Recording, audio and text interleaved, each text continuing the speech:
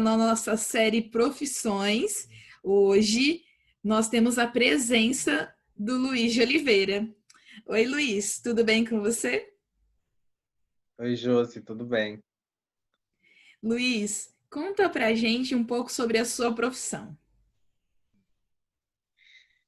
A minha profissão, eu sou escritor, fazem 7 anos que eu estou nessa carreira. Eu comecei a ser escritor aos 15 anos, eu comecei a escrever, mas naquele momento eu ainda não me via como escritor, né?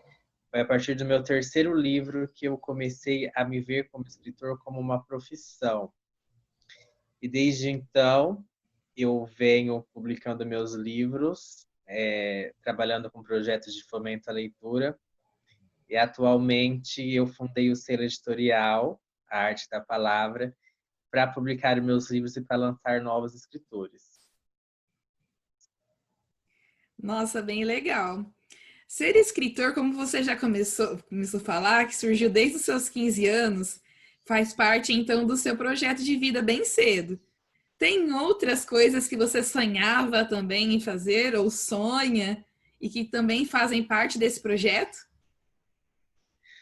Olha, durante a minha juventude, o meu projeto de vida era algo que eu não cheguei nem perto, que era eu sempre quis ser médico veterinário. Passou bem longe. E a escrita tornou um projeto de vida mesmo quando eu já estava no meio da minha graduação de educação física. Eu sempre também quis ser professor de educação física. Na verdade, eu sempre me via como professor, mas não sabia em que área eu iria atuar. E aí, o projeto de vida na escrita foi durante a minha graduação, no meio da graduação mesmo, que eu coloquei a escrita como um projeto de vida. Antes era só um ponto de paz, sabe? Uma área de escape, mesmo já tendo o livro publicado, porque foi difícil eu me reconhecer como escritor, foi difícil eu entender que as pessoas realmente queriam ler os meus trabalhos. Com quantos anos você publicou seu primeiro livro? E qual que é? O meu primeiro livro foi publicado quando eu tinha 16 para 17 anos. Eu estava saindo do colegial, que é o livro Choro de Gratidão. Na verdade, esse livro é meio que uma relíquia, né? Porque somente 30 pessoas têm esse livro. Foi um livro que eu não fiz lançamento. É um livro que eu não tinha ainda esse engajamento de divulgar em redes sociais, de ter seguidores para ler. Então, quem comprou foi realmente os professores da escola e alguns conhecidos bem próximos. Então, ele não existe mais, não tem contrato com o editor, ele não teve segunda edição. Então, só essas 30 pessoas que têm esse exemplar. É um livro de poesia, que foi o gênero que eu comecei a escrever. Você escreve só poesia ou também outros gêneros estão compondo os seus livros? Na verdade, a escrita que me define é a poesia. Eu acho que é algo que eu escrevo sem grande esforço, sabe? É algo que flui muito naturalmente. Só que após esse livro, eu me propus o desafio de ir para a narrativa. Eu costumo dizer que o lançamento desse livro foi meio que um balde de água fria, mas ao mesmo tempo eu acho que hoje, amadurecido em tudo que eu já passei no caminho da escrita, eu vejo que foi necessário. Mas porque foi um livro que não decolou, foi um livro que não atingiu as minhas expectativas. Eu acho que até porque no Brasil pouco se lê poesia, o pessoal tem medo de poesia, e aqui no interior muito menos, né? Não tem esse hábito da leitura da poesia. Então foi aí que eu decidi ir para a narrativa. Então agora eu trabalho em 3 gêneros: poesia, que eu lancei o primeiro livro, só vim lançar livros de poesia agora em 2020. Eu trabalho com romances e também com a literatura infantil. Mostra pra gente um livro de narrativa. Olha, eu vou mostrar o meu preferido, livros de narrativa, que é Os Girassóis Femininos. Ele é o meu primeiro livro com editora, com contrato tudo certinho, né? Uma editora de São Paulo. Ele conta a trajetória de um serial killer. Ele é meu preferido porque eu acho que a minha melhor escrita está aqui, o amadurecimento do primeiro para Girassóis Femininos, que é o terceiro. E é um livro que o pessoal gosta muito. E, além de tudo, é o livro que eu tenho mais venda. O pessoal se interessa pela história dele.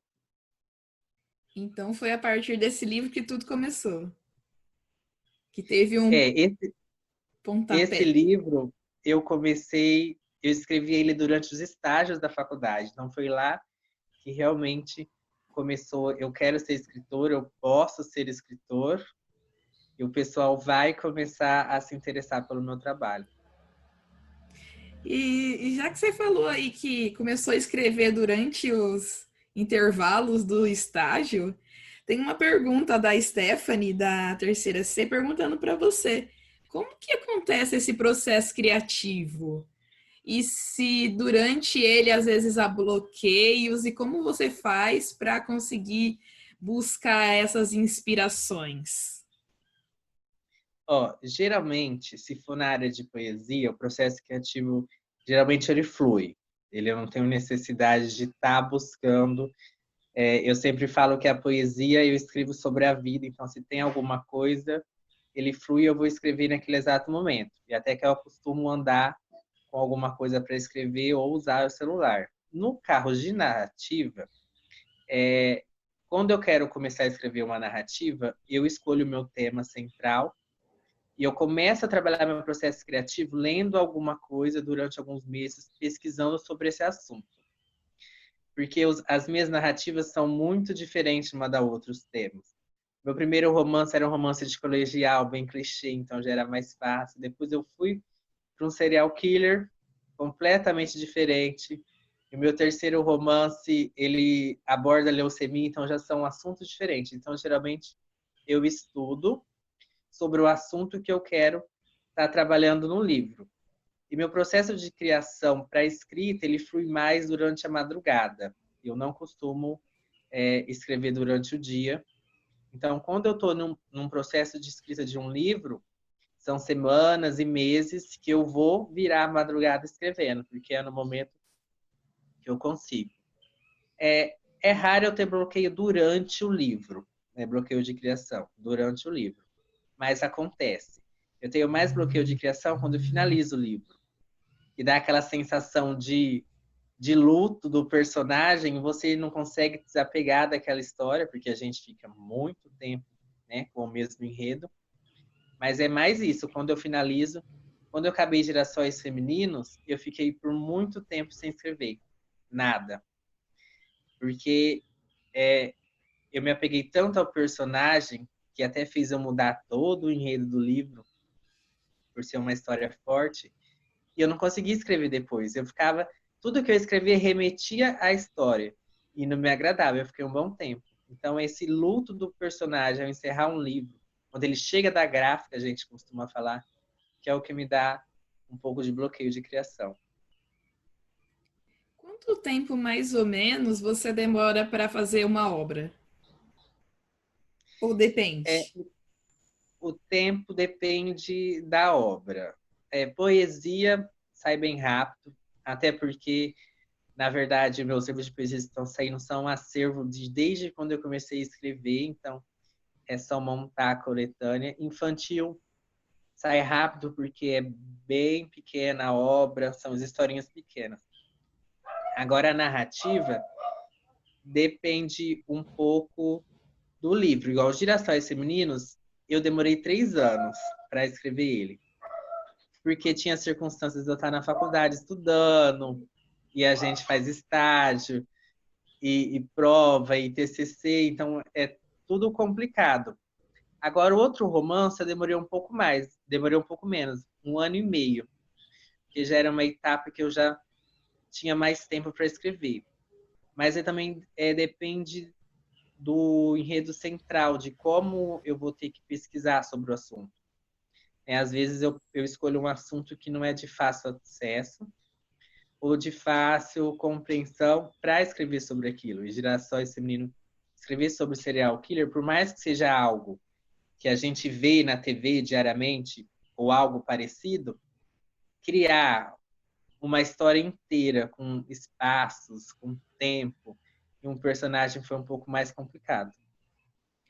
Fala um pouco pra gente agora desses livros infantis que você tem. Olha, eu tenho o livro infantil As Histórias da Vovó Helena. Ele tem uma coletânea de 9 historinhas e alguns poemas infantis. Ele conta a vovó contando, né, umas histórias da sua infância. Ela inventando histórias de quando ela era criança no quintal da sua casa. Então ela contava que no jardim ela via fadas azuis, que ela viajava para o mundo dos duendes, que ela já voou no unicórnio negro, o único unicórnio negro que existia na Terra, ela já voou nele, sabe? Que ela conversava com as abelhas do quintal. Então, é um livro bem lúdico, em preto e branco, para a criança interagir com o livro, entender essa ludicidade em cores, em tamanhos, em diferença, e está colorindo o livro. Então, é uma interação da criança com o livro, que nada mais é uma roda de leitura da avó com seus netos. Bem legal. E você já sentiu medo de algum dos seus livros ser taxado parecido com obras que já foram criadas por outros autores? Já, o meu primeiro romance, ele foi muito baseado no Nicholas Sparks. Era uma época que eu lia muito o Nicholas e eu tenho todos os livros deles, eu li todos os livros deles para estar escrevendo. E ficou meio seguindo a escola do Nicholas Sparks. Não que seja algo de plágio, mas tipo, é muito parecido a história. Aquela história que você carrega o personagem sofrendo o enredo todo, e que a mocinha vai chorar, e que o pessoal vai ler e vai chorar. Então, tipo, eu tive um pouco desse receio de o pessoal achar, nossa, ele escreveu um Nicholas Sparks brasileiro mais simplificado. Foi o único livro. Agora, os outros, já tive esse amadurecimento de escrita, já ficou um pouco mais a minha cara. Né? Eu já não leio outros autores para escrever. Né? Eu prefiro ler sobre os temas, mas não relacionados a obras de outros autores. Então, a partir dos outros livros, se lermos, vamos descobrir a verdadeira identidade do Luiz? Tem um leve probleminha aí. No caso de Girassóis Femininos, a Manuela, que fez uma análise crítica, ela percebeu que tinha alguma coisa relacionada, só que ao mesmo tempo ela disse que não ia falar muito porque ela não gostava de ler o narrador pensando no autor. Mas sempre a gente deixa escapar alguma coisa que possa aparecer comigo, para quem me conhece, mas eu evito bastante. Luiz, a professora Juliana está perguntando aqui pra gente se é possível viver somente da sua profissão no Brasil. Essa pergunta, ela é clássica até quando eu vou nas escolas. Não é possível viver. Eu acredito que quem vive de literatura hoje são os grandes autores brasileiros que não morreram ainda, ou a família dos que já morreram. É difícil a gente entrar num mercado editorial de uma editora que tenha essa grande escala de publicação, de divulgação de autores, porque eles sempre visam principalmente o seu número de seguidores, o quanto que você vai ser atrativo para o mercado e o quanto você vai render para o mercado. E o mercado editorial brasileiro, a maioria das obras, eles preferem trazer obras estrangeiras, que já são best-sellers lá, e fazer virar best-seller aqui. Então, encontrar uma editora para esse tamanho para viver da escrita, no meu caso hoje, eu acredito que no caso de muitos autores, é praticamente impossível. E vários autores iniciantes, ou até uns que já têm uma estrada maior que eu conheço, têm um trabalho secundário, ou melhor, a literatura é o trabalho secundário nosso, né? E é por isso que, atualmente, eu me titulo como autor independente. Eu não busco mais editoras, eu só publico através do meu selo e publico obras de amigos, que é um caminho que eu encontrei de ter custos menores, porque o mercado editorial, além de não te dar essa visibilidade, eles vão querer te cobrar como se você tivesse garantindo que a venda dos seus livros não iria dar prejuízo para eles. Então, eu atuo como professor nas escolas do ensino fundamental no município. E eu costumo dizer que nas horas vagas, que é a literatura, que é onde eu vou dar palestra, que é onde eu vou em feiras de livros, mas viver da escrita não.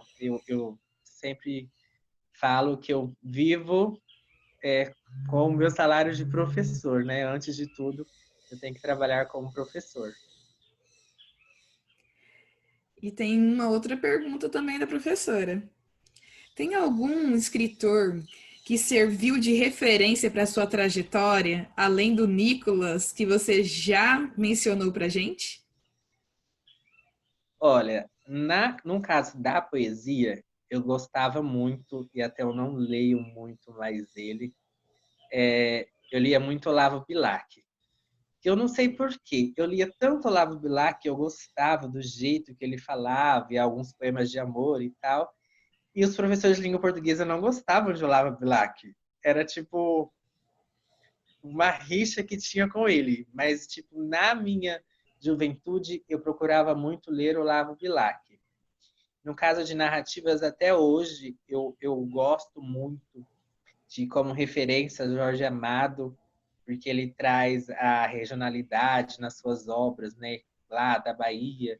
Ele traz algo que, por mais que ele escreva narrativas, escreva ficção, é algo tão real, é algo que a gente sabe que existe na nossa sociedade, todos aquilo que ele cita, né? Tudo aquilo tem na nossa sociedade. E eu gosto muito dele. E quando eu quero escrever uma narrativa, eu gosto de deixar um pouco dessa regionalidade, de deixar algo que é real e que todos possam conhecer através de uma obra de ficção. Legal. E fala pra gente como que foi a reação dos seus pais quando você chegou neles e falou assim, quero ser escritor. Teve apoio? Não teve? Como que aconteceu todo o processo? Então, é uma coisa até engraçada, porque hoje que eu penso assim, eu falo, gente, não era possível acontecer isso. Eu comecei a escrever no 9º ano do Ensino Fundamental 2, e aí eu escrevia, né, várias e várias poesias e aguardando, e aguardando. Então, ninguém sabia que eu escrevia, porque o que acontece? Eu tinha aquele receio de mostrar que eu escrevia poesia. Imagina, aos 15 anos de idade, você não encontra no meio, né, no seu grupo ali de jovens, alguém que escreve poesia, um menino que escreve poesia, que se expressa através da poesia. Então, eu fui guardando há muito tempo esses cadernos e cadernos e cadernos de poesia para ter a coragem de um dia mostrar. E aí foi no ensino médio, né, no primeiro colegial, que eu entregava esses cadernos de poesia para a professora Helena. E ela corrigia, me devolvia e eu guardava. Ninguém sabia. Tipo, era um elo de confiança nosso. Ninguém sabia, era um segredo. E quando ela falou, você tem que publicar um livro, e eu decidi publicar um livro, eu comecei a fuçar na internet, procurar na internet, entrei em contato com essa editora. Por mais engraçado que seja, que eu lembro, eu assinei o contrato com a editora, sendo menor de idade. Tipo, não teve, sabe, nenhuma implicação nisso. Assinei um contrato de um valor alto e quando eles descobriram que eu escrevia, eu já estava com esse contrato com a obra já para ser lançada. Então, tipo, é umas coisas que a gente faz enquanto jovem que não dá para entender.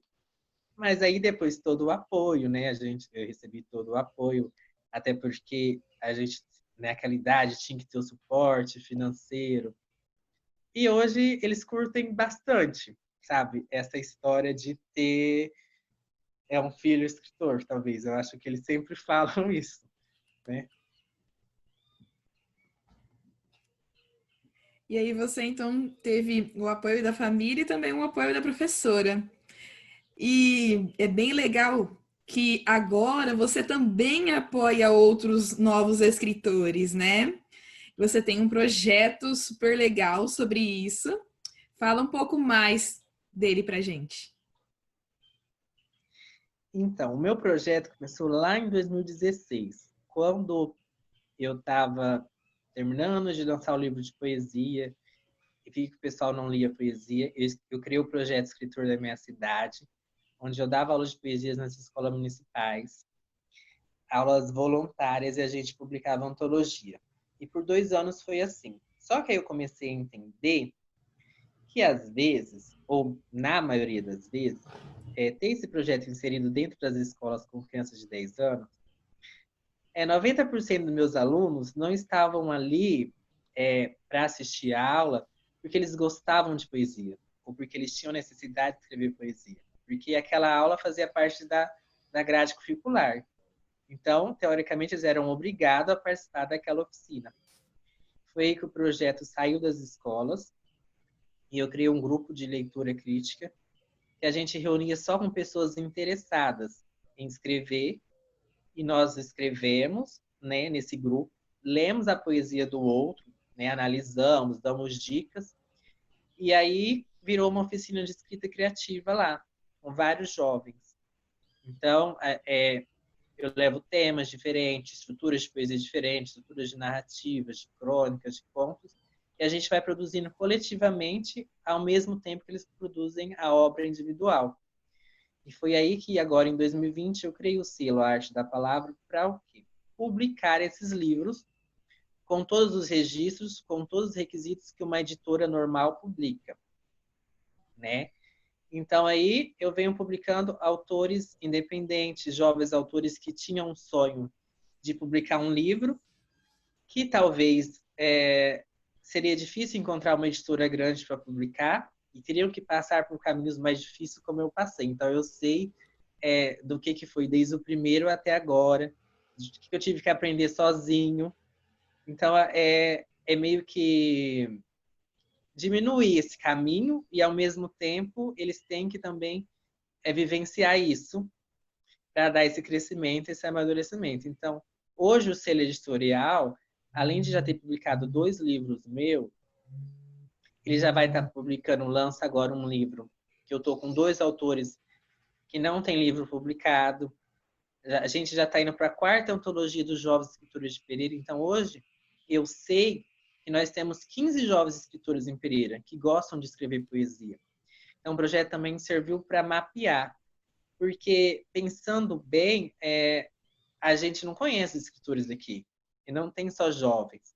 Tem adultos, tem senhores que escrevem, que têm textos ótimos e que não tiveram a oportunidade de ser conhecido. Então, talvez, se perguntar, a maioria vai falar que tem eu, ou a maioria, outros também não me conhecem. Mas hoje eu sei que tem uns 15. Então, e esses 15 já estamos preparando obras individuais, tanto na literatura infantil quanto na poesia. Então, é um projeto para abraçar, eu acho que para unir nós, né, escritores daqui do interior, e fazer esse movimento nosso da poesia. Bem bonito isso, porque é a partir da leitura que a gente consegue viajar sem sair do lugar, né? E a gente consegue, além de adquirir conhecimento, também nos buscar e nos encontrar em histórias muito parecidas com as nossas vidas. Isso é muito bonito. Mostra pra gente o exemplar do livro que tá rolando no Insta, que eu vejo bombando nos stores, que é Homens Escritores. Ai, homens falam de amor. Ai, eu vou ficar te devendo. Porque o que acontece? O Homens Falam de Amor é um projeto que ele partiu a partir das minhas lives, quando começou a pandemia, e eu comecei a convidar meus amigos artistas a ter um espaço da gente bater um papo, falar sobre o trabalho dele. Então, eu entrevistei o Luiz, entrevistei o André, e numa das lives eu propus, gente, eu tô com esse tema, vamos escrever sobre esse tema, né? Falar de amor, porque eu já conheci um pouco o trabalho deles devido ao concurso literário que a editora Arte da Palavra lançou, né?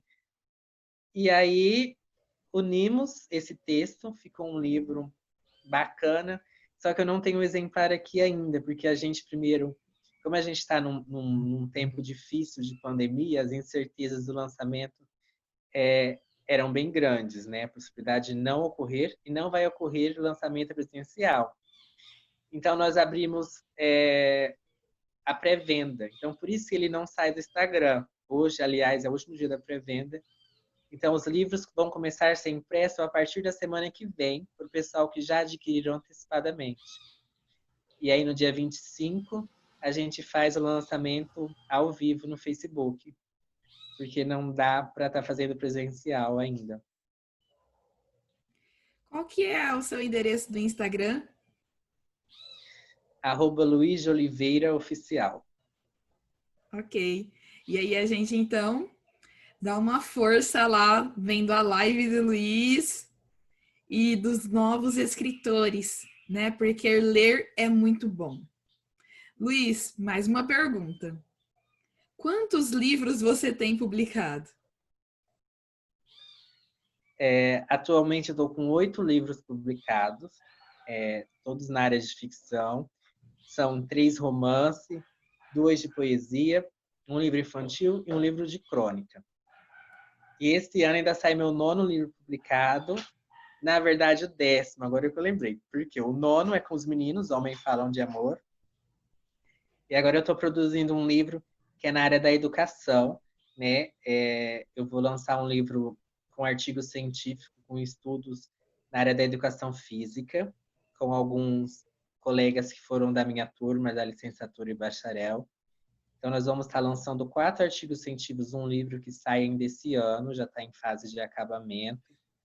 São artigos científicos que questionam a real inclusão, né, com pessoas com necessidades especiais no ensino regular, e artigos científicos também que avaliam as lesões em treinamentos esportivos e os desvios posturais em jovens nas escolas, levando em consideração o material que eles carregam, as cadeiras e tudo mais. Nossa, que interessante. Muito legal. E Luiz, a gente está chegando ao fim desse nosso bate-papo, mas queria pedir para você deixar uma mensagem para os nossos alunos, falando um pouco de projeto de vida e também estimulando aqueles que têm o sonho e o desejo também de ser escritores. Eu acho essa mensagem bem importante. Eu sempre visitei a escola, foi a escola onde eu fiz o meu ensino médio, tenho boas lembranças, maravilhosas lembranças.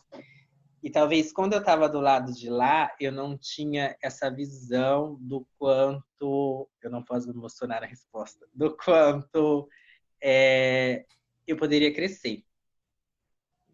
Se lembrar daquele menino tímido do primeiro colegial ao menino que hoje fala e visita as escolas e conversa bastante, uma evolução grande. Então, eu sempre digo para os jovens que nunca deixem que um pensamento negativo limite a sua capacidade. Nunca deixe que alguém fala que você é incapaz.